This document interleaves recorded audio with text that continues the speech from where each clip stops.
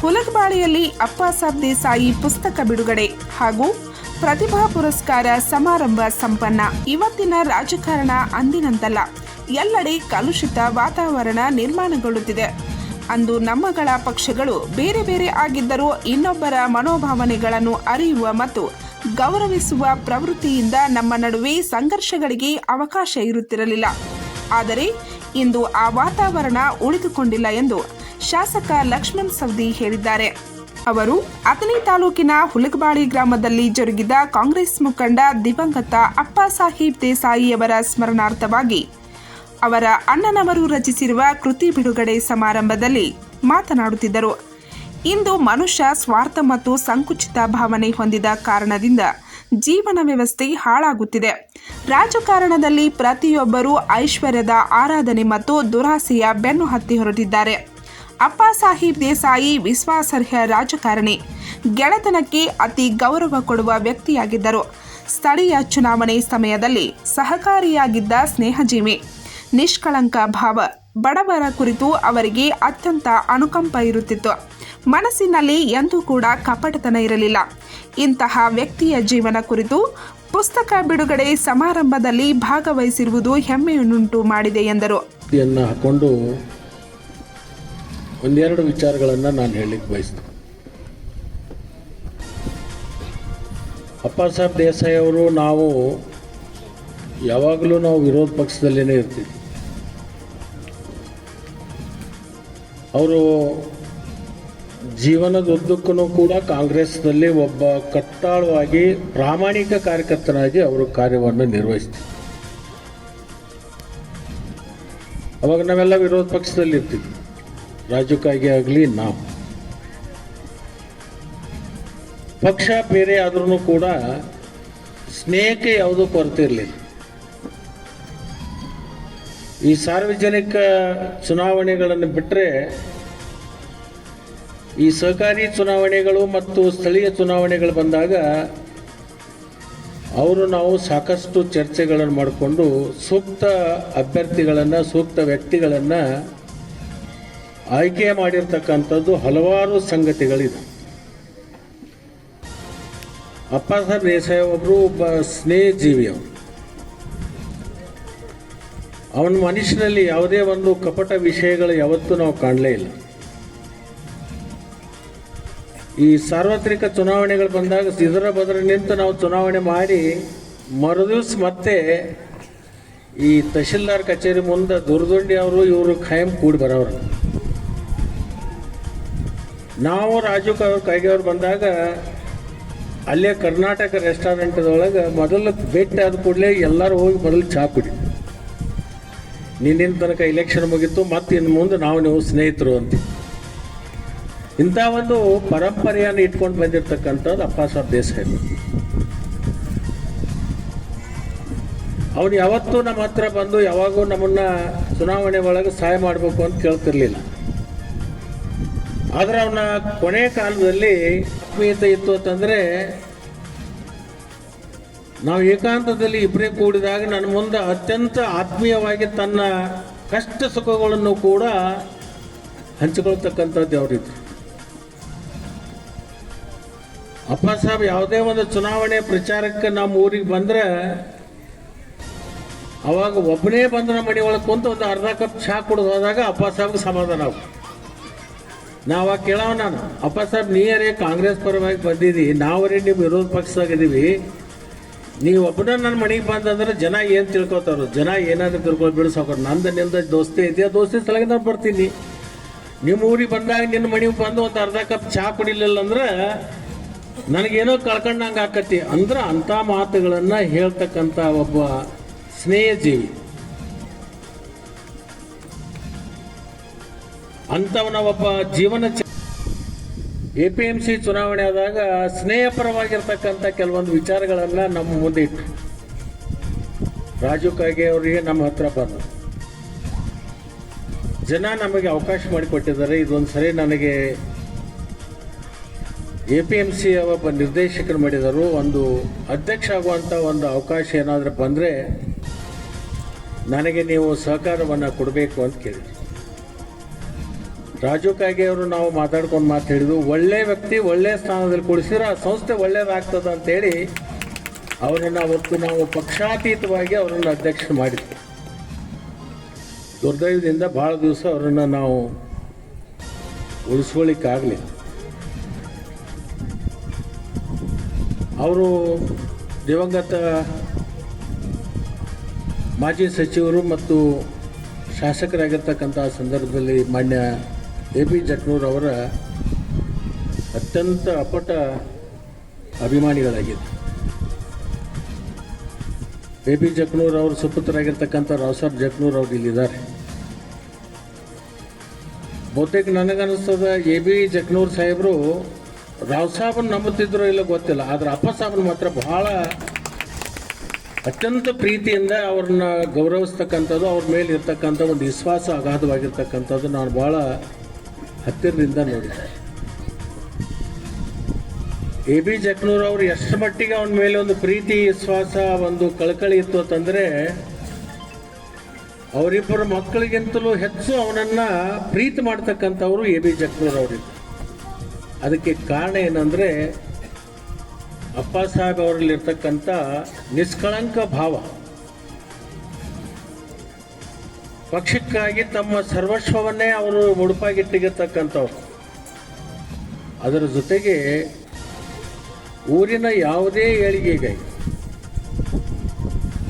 ಊರಲ್ಲಿ ಬಡವರ ಕೆಲಸ ಇರಲಿ,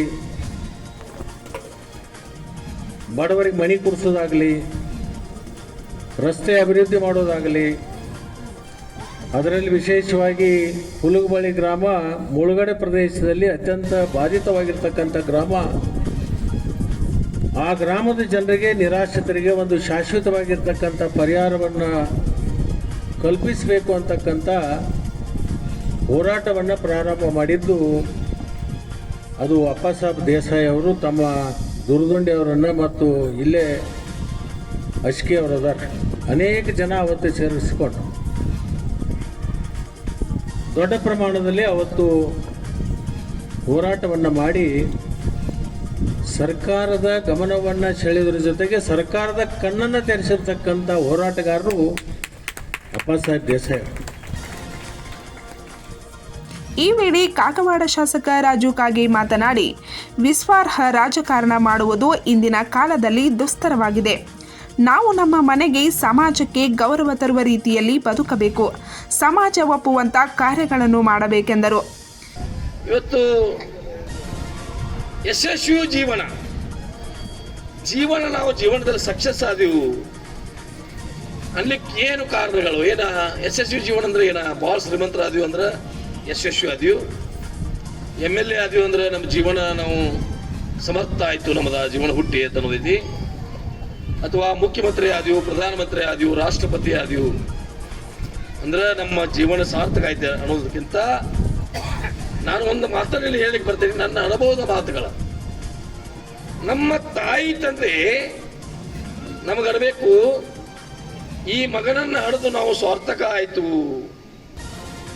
7 ಜನ್ಮ ಇವನೇ ನನಗೆ ಮಗ ಆಗಿ ಹುಟ್ಟಬೇಕು ಅನ್ನುವಂಥದ್ದು ತಾಯಿ ತಂದ್ರಿ ಅಂದ್ರೆ ಅವಾಗ ನಾವು ಹುಟ್ಟಿದ್ದು ಸಾರ್ಥಕ. ಎರಡನೇದು, ನಂತರ ನಮ್ಮ ಮದುವೆ ಆದ ನಂತರ ನಮ್ಮ ಅರ್ಧಾಂಗಿನಿ, ನಮ್ಮ ಮಡದಿ 7 ಜನ್ಮ ನನಗೆ ಇವೇ ಪತಿಯಾಗಿರಬೇಕು ಅಂದಾಗ ನಾವು ಯಶಸ್ವಿ ಜೀವನ. ನಂತರ ನಾವು ಬರ್ತೇವೆ ನಮ್ಮ ಮಕ್ಕಳನ್ನ ಬೇಕು ನಮಗೆ 7 ಜನ್ಮ ಇವರೇ ತಾಯಿ ತಂದೆ ಆಗಿರಬೇಕು, ಇವ್ರ ಹೊಟ್ಟೆಲಿ ನಾವು ಹುಟ್ಟಬೇಕು. ಆ ಥರ ನಾವು ನಡ್ಕೊಂಡಾಗ ನಮ್ಮ ಮಕ್ಕಳು ನಮಗೆ ಒಂದು ಗೌರವವನ್ನು ಕೊಟ್ಟು ಮಾತಾಡಿದಾಗ ಅವಾಗ ನಾವು ಯಶಸ್ವಿ ಜೀವನವನ್ನು, ಸಕ್ಸಸ್ಸು ಜೀವನವನ್ನು ಮಾಡಿದ್ವಿ ಅಂತೇಳಿ ನಾವು ತಿಳ್ಕೊಳ್ಳಿಕ್ಕೆ ಸಾಧ್ಯ ಇದೆ. ಸುಮ್ಕ ಯಾರಾದ್ರೂ ಯಾರು ಹೊಗಳಿಕ್ಕೆ ಸಾಧ್ಯ ಇಲ್ಲ. ಇವತ್ತು ನಾವು ರೊಕ್ಕ ಕೊಟ್ಟು ಹೊಗಳ್ತೇವೆ ಅಂದ್ರೆ ಆಗೋದಲ್ಲ. ಅಥವಾ ನಾವು ದುಡ್ಡು ಕೊಟ್ಟು, ಬಂಗಾರ ಕೊಟ್ಟು, ಬೆಳ್ಳಿ ಕೊಟ್ಟು ನಮಗೆ, ಈಗ ನೋಡ್ರಿ ನೀವು, ನಾವು ಒಳ್ಳೆಯವರಿದ್ದೆ ಅಂದ್ರೆ ಬರೋರು ಯಾವಾಗಲೂ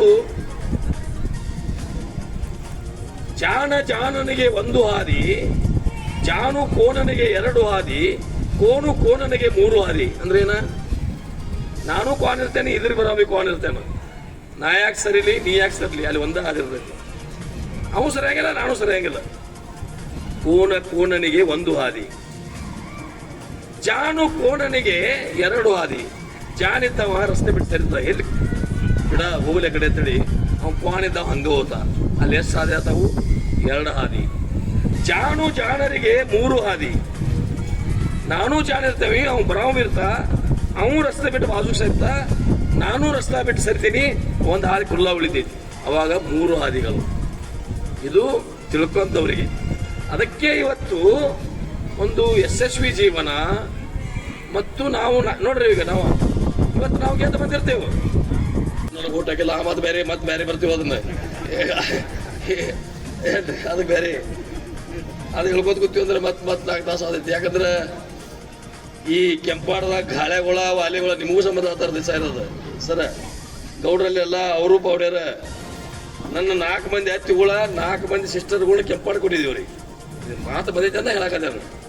4 ಮಂದಿ ಅತ್ತಿಗಳು ಮಡವಾಳಕ ಅಜಾರ, 4 ಮಂದಿ ಸಿಸ್ಟರ್ಗಳು ಮಡವಾಳ ಕೊಟ್ಟಿದ್ದೀವ್ರಿ. ಖರೆ ಪಾವಣೆ ಯಾರು ನನಗೆ 20 ವರ್ಷ ಒಮ್ಮೆ ಓಟ್ ಆಗಿಲ್ಲ. ಇದು ನಟಿದ್ರು ರಾಜಕಾರಣ. ಆ ಮಾತು ಬೇರೆ ವ್ಯಾಸು. ಆದ್ರೆ ಅಪ್ಪ ಸಾಬ ನಮ್ಮ ಅಣ್ಣ ತಮ್ಮರು ಹೆಂಗಿದೀವಲ್ಲ ಹಂಗಿದ್ದೀವಿ ನಾವು. ಒಮ್ಮೆ ಕಾಲದಾಗ ಒಮ್ಮೆ ನಾನು ಬಾ ಎಲೆಕ್ಷನ್ದಲ್ಲಿ ನಿಮಗೆಲ್ಲ ಗೊತ್ತಿಲ್ಲ ಬಸವಣ್ಣ, ದೊಡ್ಡ ಸಾಹೇಬರು ನನ್ನ ಕರೆದು ಒಂದು ಕೆಲವು ಹಿತನುಡಿಗಳು ಹೇಳಿದ್ರು. ಅವಾಗೆಲ್ಲ ಒಂದು ರಾಜಕಾರಣ ನಮ್ಗೆ ಯಾಕಪ್ಪ ನನಗೆ ಮಾತಾಡ್ತಿದ್ದಂದ್ರೆ, ನಾ ಯಾವಾಗಲೂ ಸಾಹೇಬ್ರಿಗೆ ಇರೋದು. ನಾವಾಗಲಿ ಲಕ್ಷ್ಮಣ ಸವದಿ ಅವರಿ, ಕಿರಣ್ ಆಗಲಿ, ನಾಯಕರಾಗಲಿ ಇದ್ದಾಗ ನಮ್ಮ ಮೇಲೆ ಪ್ರೀತಿ ಭಾಳ ಅವ್ರದ್ದು. ಅವ್ರಿಗೆ ಎಷ್ಟೋ ಸಲ ಮಾಡಿದ್ರು. ಅವ್ರ ಅಧಿಕಾರ ಇತ್ತು, MLA ಇದ್ರು ಅವ್ರು. ಆದ್ರೆ ಒಂದು ದಿವಸ ನಮ್ಮನ್ನ ದ್ವೇಷ ಭಾವನೆಯಿಂದ ನೋಡ್ಕೊಳ್ಳಿ ಅವ್ರು ನೆನೆಸ್ಬೇಕಾದೈತಿ. ಇವತ್ತು ಯಾವಾಗೂ ಒಂದು ವಸ್ತುವನ್ನು ಕಳ್ಕೊಂಡಾಗ ಅದರ ಮಹತ್ವ ಗೊತ್ತಾಗತೈತಿ ಅಂತೇಳಿ ಹಿರಿಯರು ಹೇಳಿದ್ದಾರೆ. ಅದಕ್ಕಾಗಿ ಸಾಹೇಬ್ರು ನಮಗೆ ಗೈಡ್ಲೈನ್ಸ್, ನಮಗೆ ಕೊಟ್ಟ ಕೆಲವು ತತ್ವ ಸಿದ್ಧಾಂತಗಳು. ಅವಾಗ ಯಾವಾಗ ಅವ್ರು ನನ್ನ ಮೇಲೆ ಹೆಚ್ಚು ಪ್ರೀತಿ ಬರ್ತಂದ್ರೆ, ನಮ್ಮ ಮನೆಗೆ ಒಂದು ಫೋನ್ ಹಚ್ಚಿದ್ರು ಅವ್ರು ಸಾಹೇಬ್ರ, ಜಗಣ್ಣು ಸಾಹೇಬ್ರ. ಫೋನ್ ಹಚ್ಚಿದಾಗ ನನ್ನ ಹೆಂಡತಿ ತಗೊಂಡ ಬಹಳ ಒಂದು ಸುಶಿಕ್ಷಿತವಾಗಿ ಯಾಕೆ ಮಾತಾಡಿದಾಗ, ನೀ ಗ್ರ್ಯಾಜುಯೇಟ್ ಕಾಣ್ತೀಯಲ್ಲಮ್ಮ, ನಿನ್ನ ಹೆಸರು ಏನ ಅಂತ ಕೇಳಿದ್ರು. ನಾ ಕಾಕ LB ಪಾಟೀಲ್ ಅವ್ರ ಮಗಳ್ರಿ ಚರ್ಚನೆಗೆ ಅಂದಾಗ, ನನ್ನ ಹೆಂಡತಿ ಅಪ್ಪ ಮತ್ತು ಸಾಹೇಬ್ರ ಕ್ಲಾಸ್ಮೇಟ್. ಏನಿ ಅವ್ರ ಮಗಳೇನಮ್ಮ ಅಂದಾಗ, ಈ ಉಡಾಳ ರಾಜುಗಾಗಿ ನಿನ್ನ ಹೆಂಗ ನಿಮ್ಮ ಅಪ್ಪ ಪಟ್ಟ ಅಂತ ಕೇಳಿದ್ರು.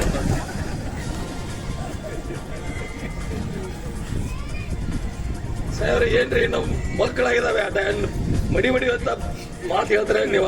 ನನ್ನ ಹೆಂಡತಿ ಈ ನಮ್ಮನೆ ಬೈ ನಿನ್ನ ಹೆಂಡತಿನ ಎತ್ಕೊಂಡ್ ತಿರುಗಿದೇನು. ಸಣ್ಣಾಗಿದ್ದಾಗ ನಾವು ಸಂಕೇಶ್ವರಕ್ಕೆ ನಿಮ್ಮ ಮಾವ PPMC ಸೆಕ್ರೆಟರಿ ಇದ್ದ, ಅವ್ರ ರಾಜಕಾರಣದಾಗ ಕೋಆಪರೇಟಿವ್ ಮಿನಿಸ್ಟರ್ ಆದಾಗ ನನಗೆ ಅವ್ರಿಗೆ ಭಾಳ ಸಂಬಂಧ ಇತ್ತು ಅಂತ ಹೇಳಿದ. ಇವೆಲ್ಲ ಘಟನೆಗಳು ಇವತ್ತು ಅಪ್ಪ ಸಾಹೇಬ್ ದೇಸಾಯಿ ಅವರ ಒಂದು ಕೆಲವೊಂದು ಅವರ ಒಳ್ಳೆಯ ಗುಣಗಳನ್ನ ನಾವು ಗುಣಗಾನ ಮಾಡಲೇಬೇಕಾಗುತ್ತೆ. ಅವ್ರು ಯಾವಾಗಲೂ ಬಂದಾಗ ನಾವು ಯಾವಾಗೂ ಅತನಿಗೆ ಬಂದಾಗ ಭೇಟಿಯಾಗ ಅವ್ರು ಅಂದ್ರೆ ಒಬ್ಬ ಅಪ್ಪ ಸಾಹೇಬ್ ನಮ್ಮದು ಅವ್ರದ್ದು ವಾದ ವಿವಾದಗಳು ಆಗುವ ಪ್ರೀತಿಯಿಂದ. ಆಮೇಲೆ ನಾವು ಬಂದಿದ್ದೀವಿ ಯಾವುದೋ ಒಂದು ಕಾರ್ಯಕ್ರಮಕ್ಕೆ ಅವ್ನು ನೆನೆಸ್ಕೊಳ್ಬೇಕಾದೈತಿ. ಇವತ್ತಿನ ದಿವಸ ನಾನು ಹುಲುಬಾಳಿಗೆ ಬಂದಾಗ ತಿರುಗಿ ಹೋಗೋ ಸಂದರ್ಭದಾಗ ನನಗೆ ಅಪ್ಪ ಸಾಹೇಬ್ ಅಡ್ಡಾಗಿ ನಿಂತು. ಅದು ಕೇವಲ ಸಾಯೋಕ್ಕಿಂತ ಮೊದಲು 8 ದಿವಸ ಮಾತ್ರ ಇತ್ತು ಅಡ್ಡಾಗಿ ನಿಂತು. ಯಾಕೆ ಸಾಹೇಬ್ ಅಂತ ಕೇಳಿ ನಾನು, ನಮ್ಮ ಮನ್ಯಾಗ ನೀನು ಚಾ ಕುಡಿದು ಹೋಗ್ಬೇಕು ಅಂತ. ನಾ ಬರಂಗಿಲ್ಲ ಅಂತ. ನಾವು ನೀ ವಿರೋಧ ಪಕ್ಷದ ಇರೋವಾಗಿ ನಾನೇನು ಮನೆಯಾಗ ಬರಂಗಿಲ್ಲ. ನೀ ಚಾ ಕುಡಿದು ಹೋಗಲ್ದ ನಾನು ನಿನ್ನ ಬಿಡಂಗಿಲ್ಲ. ಶಿವಟಾಗಿ ಏನೋ ಒಂದು ಪ್ರೀತಿ ವಿಶ್ವಾಸದ ಕರೆಯದರು. ನಡೀರಿ ಹತ್ರ ಹೋಗಿ ಅಲ್ಲಿ ಅವಾಗ ಅಲ್ಲಿ ಮನ್ಯಾಗ ಅಕ್ಕಗಳು ನನಗೆ ನೆನಪಿದೆಲ್ಲ. ಅವಲಕ್ಕಿ ಮಾಡಿದ್ರು ಲಕ್ಷ್ಮಣನ್ನ. ನಾನು ಅವಲಕ್ಕಿ ತಿಂದು ಅಲ್ಲಿ ಚಾ ಕುಡಿದು ದುಮ್ಡಿ ಹಾಕಿ ಒಂದು ತಾಸು ಮತ್ತಿದೆ ನೀವೇನಿದ್ದಿರಲಿಲ್ಲ, ನೀವು ನಮ್ಮ ಕಡೆ ಬರ್ರಿ, ನಾವು ನಿಮ್ಮ ಕಡೆ ಬರ್ರಿ. ಇದೆಲ್ಲ ನಾವು ಅವರ ಗೆಳೆತನಕ್ಕೆ ಏನು ಕಡಿಮೆ ಇರಲಿಲ್ಲ ನಮ್ಮಲ್ಲಿ. ಆದ್ರೆ ಅವ ಒಬ್ಬ ನಿಷ್ಠಾವಂತ ಕಾಂಗ್ರೆಸ್ದ ಕಾರ್ಯಕರ್ತ. ಹೀಗಾಗಿ ನಮಗೆ ಅವರು ಇವ್ರದ್ದು. ಆದ್ರೆ ಮತ್ತಿದ್ರು ಅಲ್ದ ಲಕ್ಷ್ಮಣ್ ಹಿಂದೆ ಹೋದ್ರೆ ಸಾಕಪ್ಪ ಅಂತ ಅಂದ ನಮ್ಮ ಪಿಗಳು ಅದನ್ನು ಬರ್ಕೊಂಬಂದಿರ್ತಾರೋ ನಾವು ಸಹಿ ಮಾಡಿ ಕ್ಯಾರೆಕ್ಟರ್ ಸರ್ಟಿಫಿಕೇಟ್ ಅಂತ ಕೊಡ್ತೀವಿ. ಅದು ಇವತ್ತಾದ್ರೆ ಹಾಗಲ್ಲ. ಇವತ್ತು ಅಪ್ಪ ಸಾಹೇಬ್ ದೇಸಾಯಿ ಅವ್ರದ ನಾವು ಲಕ್ಷ್ಮಣನವರೆಲ್ಲ ಭಾಳ ವಿವರವಾಗಿ ಹೇಳಿದರು. 20-30 ವರ್ಷದಿಂದ ನಾವೆಲ್ಲ ಒಡನಾಟ.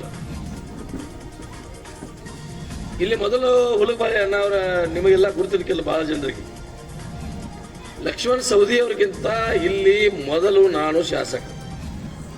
3 ಚುನಾವಣೆ ಇಲ್ಲಿ ನಾನು ಈ ಊರಿಂದ ನಾವು ಸ್ಪರ್ಧೆಯನ್ನು ಮಾಡಿದಂಥ ಆ ನೆನಪುಗಳನ್ನು ನಾವೆಲ್ಲ ಇವತ್ತು ಮೆಳಕು ಹಾಕೋಬೇಕಾದೈತಿ. 99ರಲ್ಲಿ ನಾನು ಮತ್ತು ಲಕ್ಷ್ಮಣ ಸವದಿಯವರು ಪಕ್ಷೇತರರಾಗಿ ಅವರು ಅತನಿ ಮತಕ್ಷೇತ್ರದಿಂದ ನಾನು ಕಾಗವಾಡ ಮತಕ್ಷೇತ್ರದಿಂದ ಸ್ಪರ್ಧೆ ಮಾಡಿದ ಸಂದರ್ಭದಲ್ಲಿ ನಾವು ಅವಾಗ ಸೋಲನ್ನು ಕಂಡೆವು.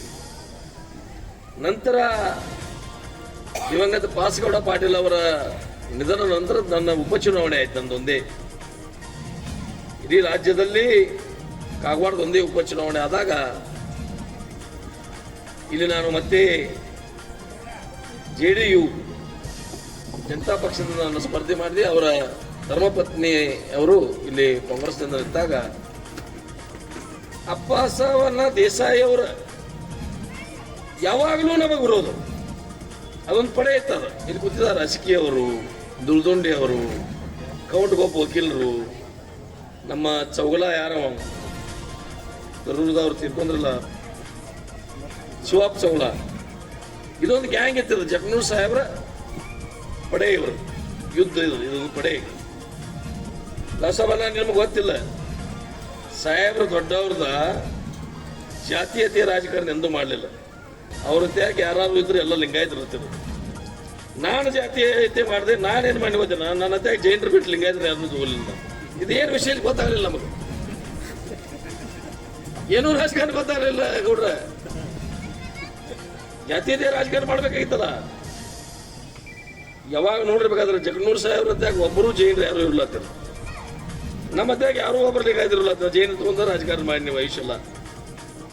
ಅಂದ್ರೆ ಇದು ಹೇಳೋ ತಾತ್ಪರ್ಯ ಅಪ್ಪಾಸವನ್ನ ಅವ್ರು ಯಾವಾಗಲೂ ವಿರೋಧ ಮಾಡಿದ್ರು. ಶೇಖುಣಶಿಯ ಡಾಕ್ಟರ್ ಮಹಾಂತ ಪ್ರಭು ಮಹಾಸ್ವಾಮಿಗಳು ಆಶೀರ್ವಚನ ನೀಡಿದರು. ಪ್ರೊಫೆಸರ್ ಸುಬ್ಬರಾಯ ದೇಸಾಯಿ, ಕುಸುಮಾ ದೇಸಾಯಿ, ರಮೇಶ್ ಪಾಟೀಲ್, ರಾವ್ ಸಾಬ್ ಜಕ್ನೂರ್, ಮಲ್ಲಿಕಾರ್ಜುನ್ ದೇಸಾಯಿ, ಸದಾಶಿವ್ ಸಕಗೌಡ್, ಮಲ್ಗೌಡ ಪಾಟೀಲ್ ಸೇರಿದಂತೆ ಅನೇಕರು ಉಪಸ್ಥಿತರಿದ್ದರು.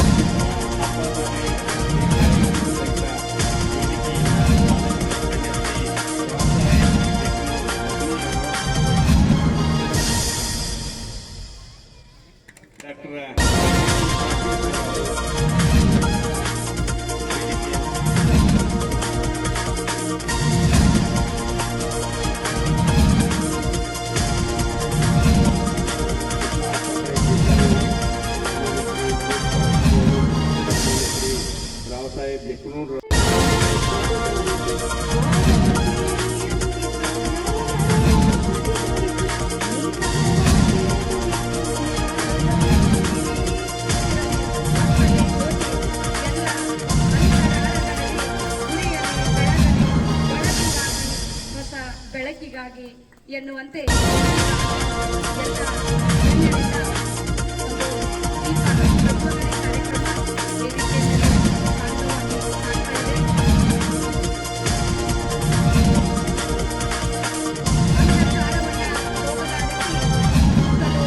ಬೆಳಕನ್ನ ನೀಡುವ ದೀಪ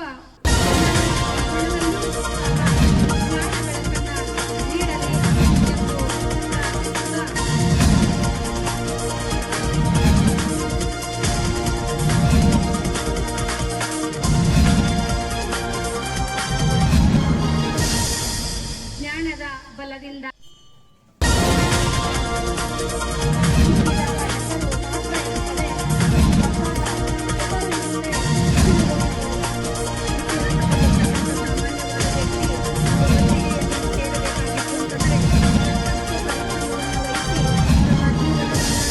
ಪರರಿಗಾಗಿ ಮುಡಿಪಾಗಿತ್ತು.